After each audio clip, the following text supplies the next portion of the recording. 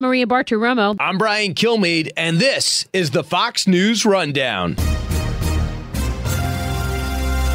Friday, April 16th, 2021. I'm Dave Anthony.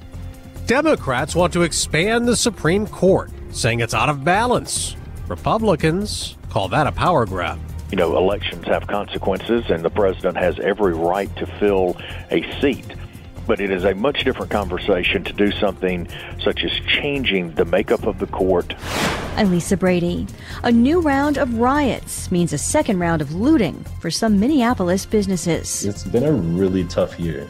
So to have to deal with it again is just mentally exhausting. And I'm Tammy Bruce. I've got the final word on the Fox News Rundown. It's not a call for justice. Democrats are demanding justices. 4 of them. The United States Supreme Court is broken. It is out of balance. Senator Ed Markey also wants to abolish the filibuster so Republicans can't block the expansion. Too many Americans question the court's legitimacy. After an outcry on the left over all 3 justices President Trump nominated and the GOP-led Senate confirmed.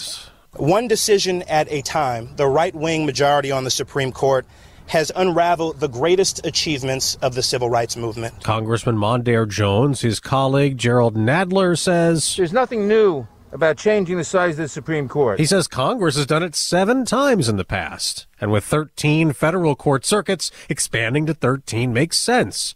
And to House Democrat Hank Johnson, this is another benefit. Additional justices will allow the Supreme Court to hear more cases in a given term. Republicans call it a power grab, an attempted court takeover. We are adamantly opposed to expanding the Supreme Court.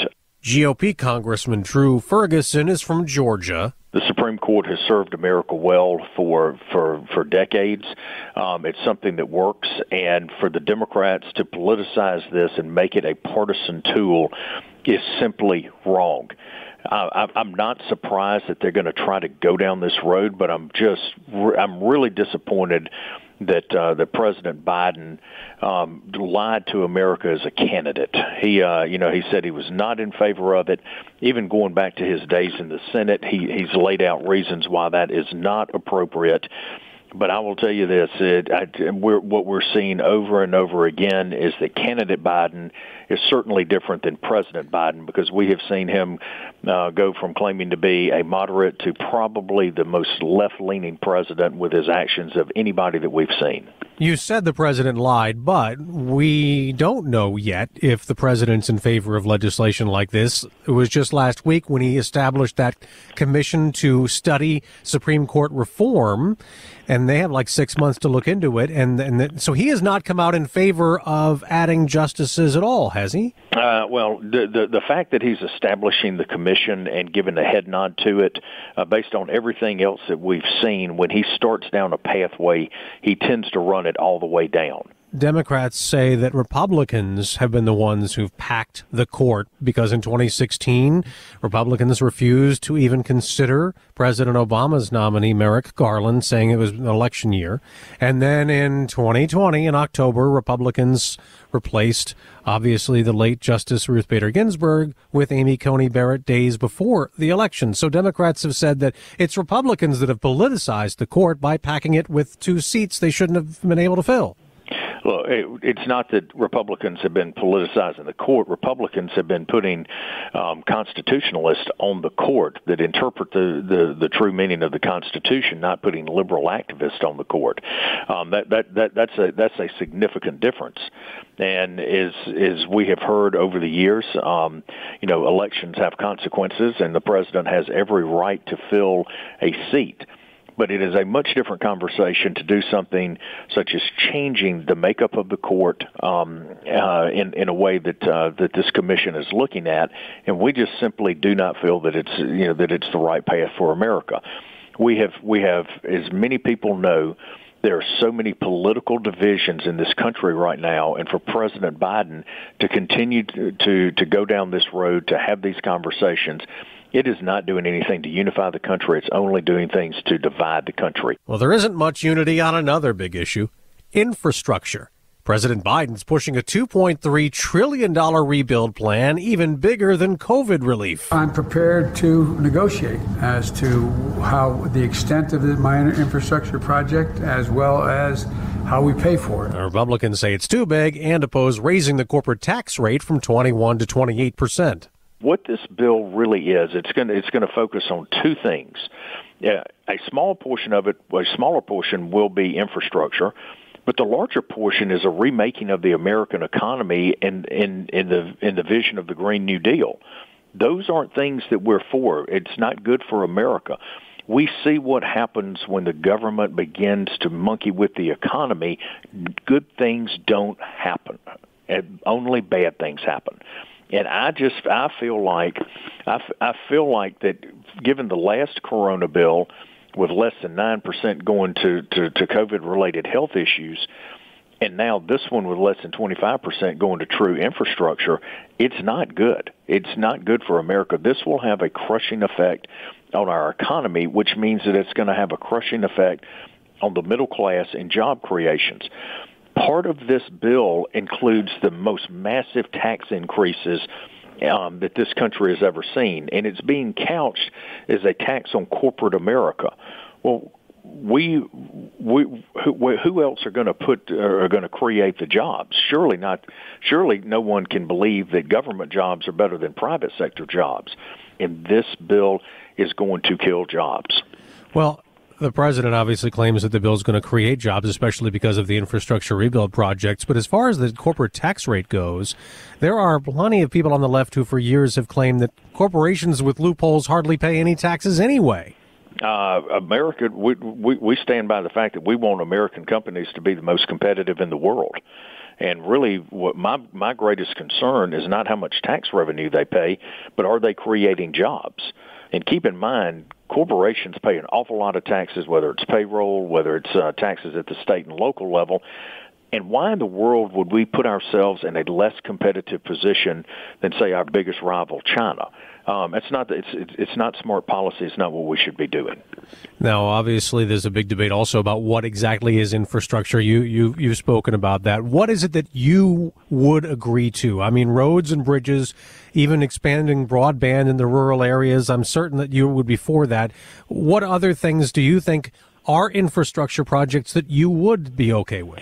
You know, things that keep our economy going and make our lives safer. We want to have safe highways that are in great shape, safe roadways that are in good shape. You know, looking at our airport infrastructure, our port infrastructure, our waterway infrastructure, particularly in the heartland. But you touched on something that is so vitally important, and that is access to broadband. We continue to see the digital divide grow in America, and rural America is at a competitive disadvantage with our fellow Americans in urban areas because of the lack of broadband access. And all of the problems that we've seen with this lack of access have been exacerbated during the pandemic, whether it's education, whether it's health care, and quite candidly, even job creation and the economy. It has made it more difficult for people in rural America, and we're committed to making sure that rural America has the same access to broadband that our friends in suburban and urban areas do. Now, all of your issues with infrastructure might be a problem for Republicans, though, because like the coronavirus bill, if it goes through the Senate and they're going to attempt to use the reconciliation process, every Republican can vote no, but it can still pass, right?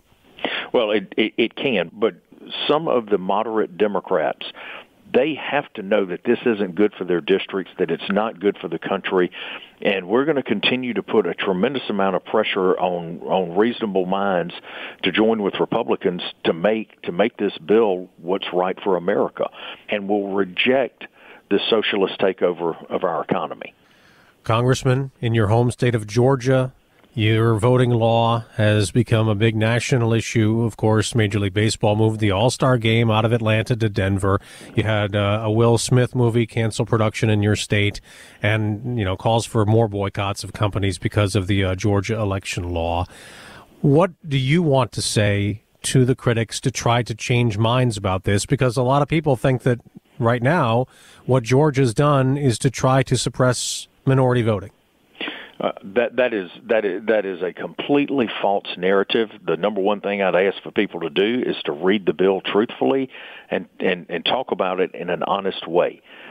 The Georgia bill eliminates the false choice that has always been thrown at us by the far left, which is you can either have voter access or voter integrity.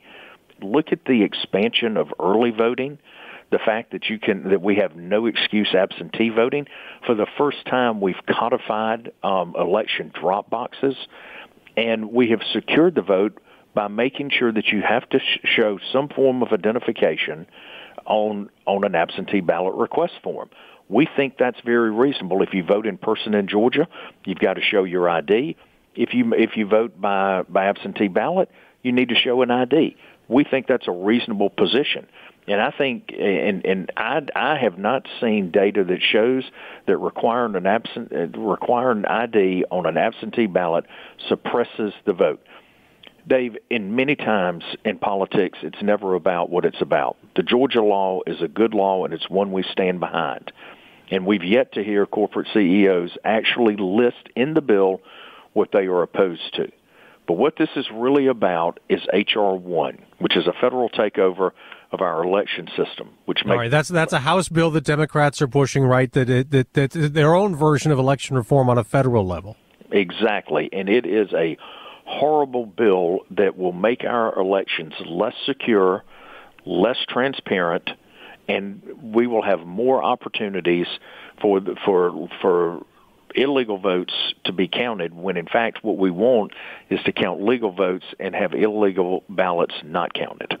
Democrats say, look, they want to require same-day voter registration, which they say will have more people potentially voting. They want that, of course, and that would require early voting for at least 2 weeks in states, automatic voter registration, which I know Georgia does with driver's licenses, and they want Election Day a federal holiday. What's wrong with those things? Well, first of all, anything that we can do to increase access to voting in a fair and transparent way, we should all be fighting for. And that's, again, something that we have done in the state of Georgia. But you want to make sure that the people that are voting are, in fact, who they say they are. But this bill goes further. It has a 6-to-1 match of taxpayer-owned dollars for small dollar donations. So that means that taxpayer dollars in Georgia would be potentially going to fund a campaign in California and New York. That's not right. The bill also, what the Dems want to do is do away with ID laws across the nation. And they also are okay to send ballots to people that are in this country illegally. Voting in the United States of America is the right of a United States citizen. Congressman, you are in your third term now in the House, but there is a story, obviously you've seen in the Atlanta Journal-Constitution on Thursday, that you are considering a run for Senate. Raphael Warnock, who won a special election back in January, helping the Senate become 50-50, he has to go on the ballot again in 2022 for a full 6-year term, and that you are considering challenging that. Is that true? I truly enjoy my work in the House. I enjoy being part of the leadership team and representing the 3rd District of Georgia. It's a wonderful district. Our focus right now is on the House of Representatives, retaking the majority in 2022 and having a Republican speaker. Congressman Drew Ferguson from Georgia, Republican, thank you very much for joining us today. Thanks, Dave.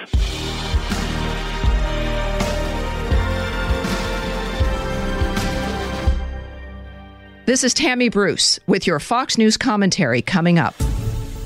Less than a year after the death of George Floyd sparked protests around the world, the murder case against former police officer Derek Chauvin will soon be up to a jury in Minneapolis. Members of the jury, the evidence is now complete for this case. Next step for you is to listen to closing arguments and then retire for deliberations. That'll occur on Monday. Judge Peter Cahill, after both sides rested on Thursday, Chauvin deciding not to testify. But a law enforcement initiative put in place for that trial, Operation Safety Net, has been busy handling new riots over the death of Daunte Wright in the Minneapolis suburb of Brooklyn Center. Now former Officer Kim Potter, charged with manslaughter in that case, making her first court appearance by video on Thursday. Wright's mother, Katie, says she wants accountability, but can't have justice. We're still going to bury our son. we're still never going to be able to see our baby boy. The family and community leaders held a news conference calling for more serious charges. Demonstrators have also rejected the now former police chief's description of Wright's shooting as accidental, and nightly protests have turned into violent clashes and looting. Some of the same businesses ransacked in the George Floyd riots have been hit again. I opened the business August of 2010, so I've had it for about 10 and a half years now. Mo Habib owns Studio 23, a sneaker store and gallery that just reopened a few weeks ago, only to be looted a second time. I did consulting and revenue management for the airline industry, and I did that for about 12 years, 3 in Minneapolis, 5 in Tokyo, and 4 in Switzerland. And then, it just got to the point where I'm a creative type, where I knew I wanted to do something on my own. So the concept started as an art gallery. I've been lucky enough or fortunate enough to have traveled to 47 countries in the world. Every time I visited an art gallery, I noticed I didn't actually purchase art, right? So I thought about what I could infuse in this boutique. So it wasn't just an art gallery. And that's where, I came up with fashion, art, culture, music, sneakers, and infused it all under one roof. And it was the first of its kind here in Minnesota.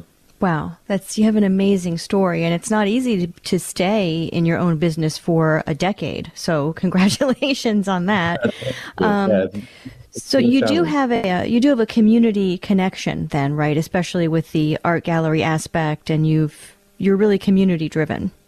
Yes, very. I wouldn't do anything in business unless there was a community give back or some kind of connection with our local population. So for the art gallery, we're known as one of the few in town who have given the opportunity for young artists to show their works. I couldn't tell you how many times artists come and say, "Hey, Mo, thank you so much. Like, this is the first time or only time where someone's either responded to me or I can actually display my art and sell it to the public." And then we also do open mics, and I've done a lot of national shows that I've brought to Minneapolis, just trying to infuse the scene with different safe environments for people to get together and just have a good time, meet, network, connect. It's extra painful then that you've been looted, which is like your business, your heart and soul being attacked really, and looted twice within a year's time. Are you surprised? I was very surprised that folks would make that drive, 15-minute drive or 15-mile drive, I should say, from Brooklyn Center to Minneapolis. But, I also think it wasn't folks who were there protesting what happened to Mr. Daunte Wright. I think it was, rogue elements in the city who, knew law enforcement would be strained, unfortunately, dealing with crowds and, upticks and looting and violence around the city. So they just took an opportunity to hit, popular shops, restaurants, bars, anything that they could get their hands on. Financially, what kind of red tape do you face? Is it an insurance claim? Is that a problem when something has happened more than once? So the first time we were looted was, in 10 years, we had been broken into, minor things where, maybe some glasses broken and they steal 1 or 2 items. I think it's when you work in retail, you have to expect things like that, whether it's shoplifting or whatnot. But the massive lootings that happened in Minneapolis and all across the Twin Cities last May after the killing of George Floyd was really devastating because our shop just got ransacked by, 15 teenagers running through the shop for like 20 minutes. So not only did they basically steal 90% everything that we had, but there was so much destruction in the shop that we were forced to close for 7 months. When you add that to already having to be closed for a large portion of last year due to the pandemic, and then not being able to receive PPE loans because, as we know, a lot of the big corporations who didn't need it ate up all the funding. So it's been a really tough year. So to have to deal with it again is just mentally exhausting. But, I'm trying to stay strong for the staff and myself. And, I've got 2 little kids. I'm a single dad and just trying to do right by, by everyone. Do you feel like local or state officials have done enough to protect and then help businesses?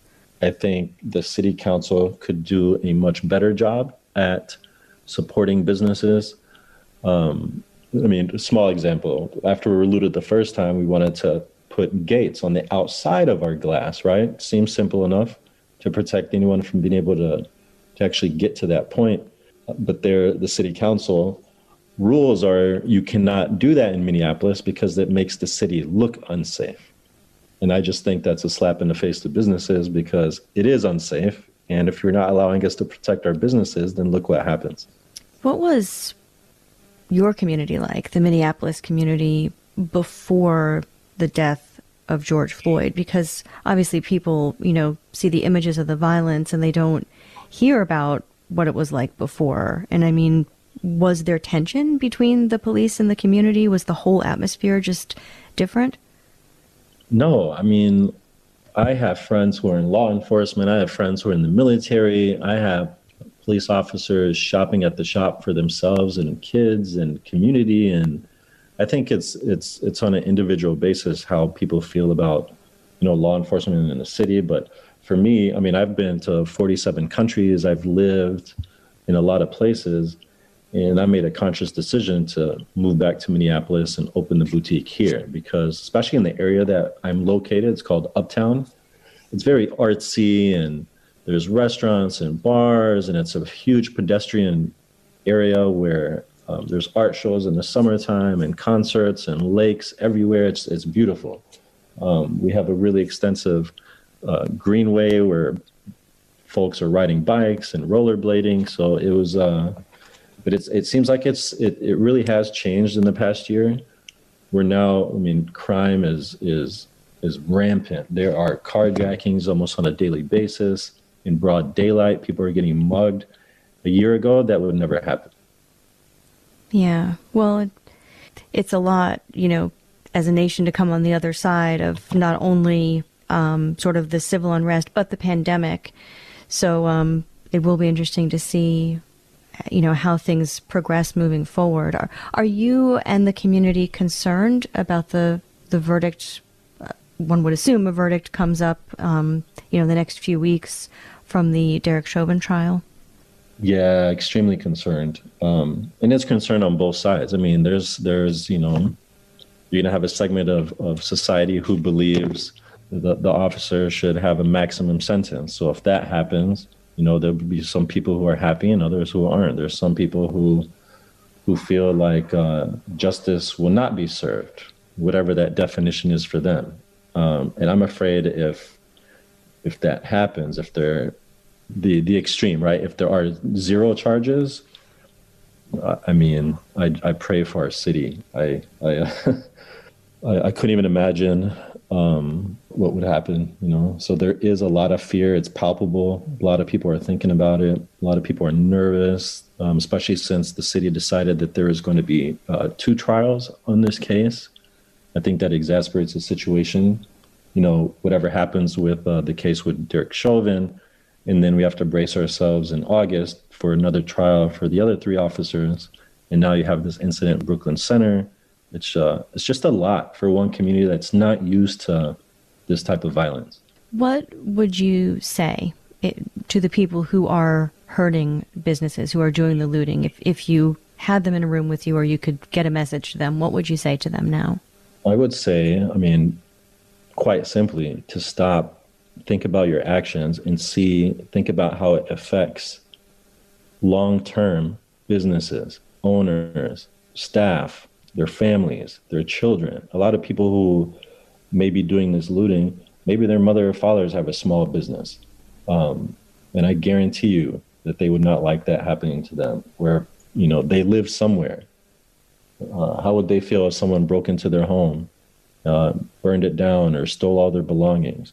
That wouldn't be an enjoyable thing for them to go through.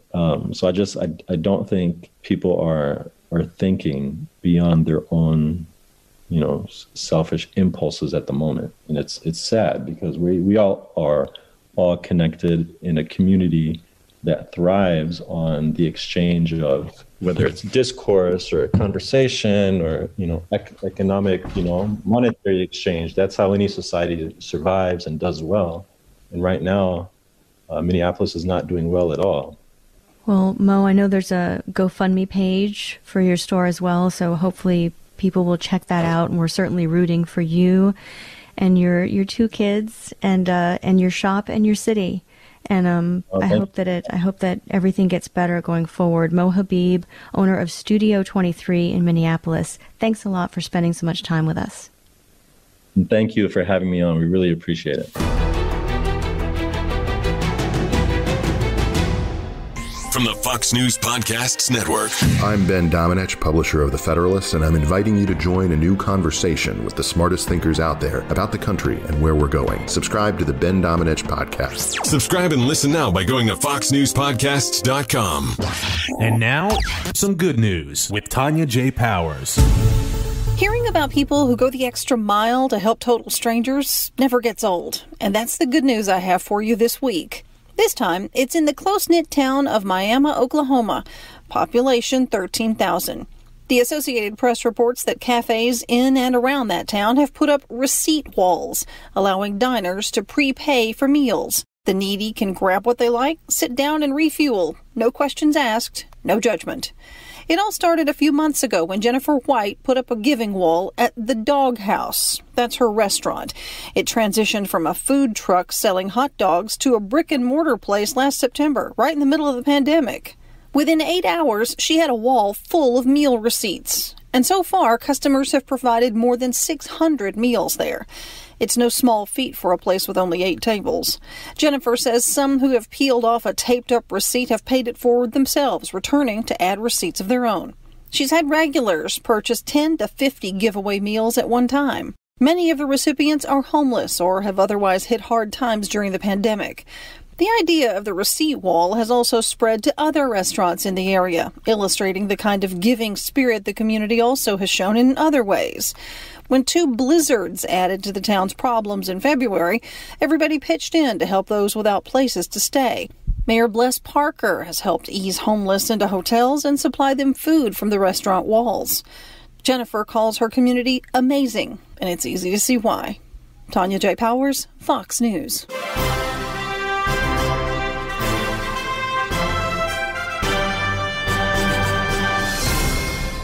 It's time for your Fox News commentary. Tammy Bruce, what's on your mind? It's a story that has played out over the generations and around the world. A few people decrying the unfairness of capitalism and the gap between the rich and the poor turns out to be a racket, making those same leaders filthy rich while abandoning the true believers on the side of the road, destroying lives and nations. This tragedy is unfolding again, this time here in the United States, courtesy of the Marxist Black Lives Matter group.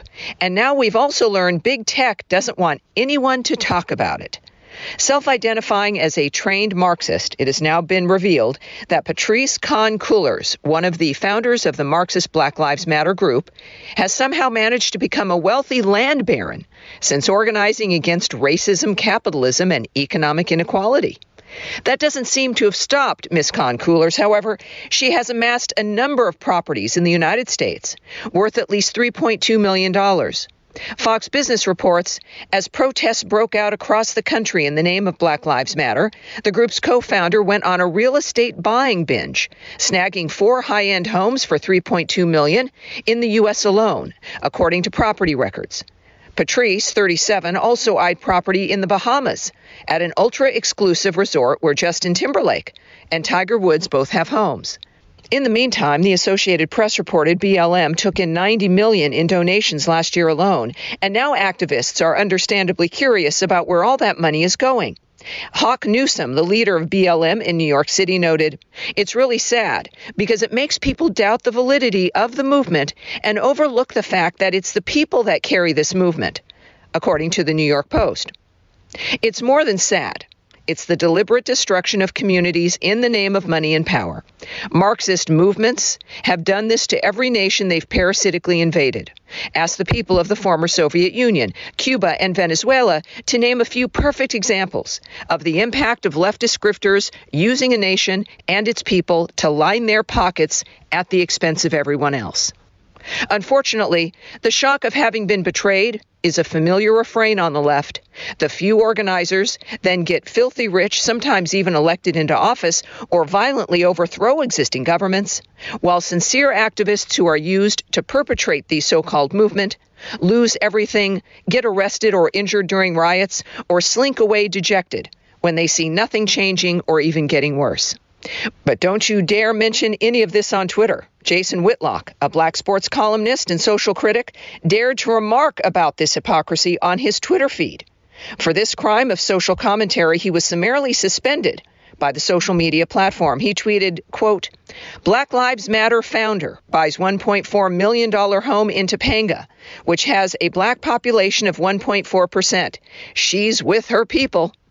Twitter says he violated their rules about publishing people's private information, a ridiculous excuse considering he provided no address, referring instead to a massive general area in Los Angeles.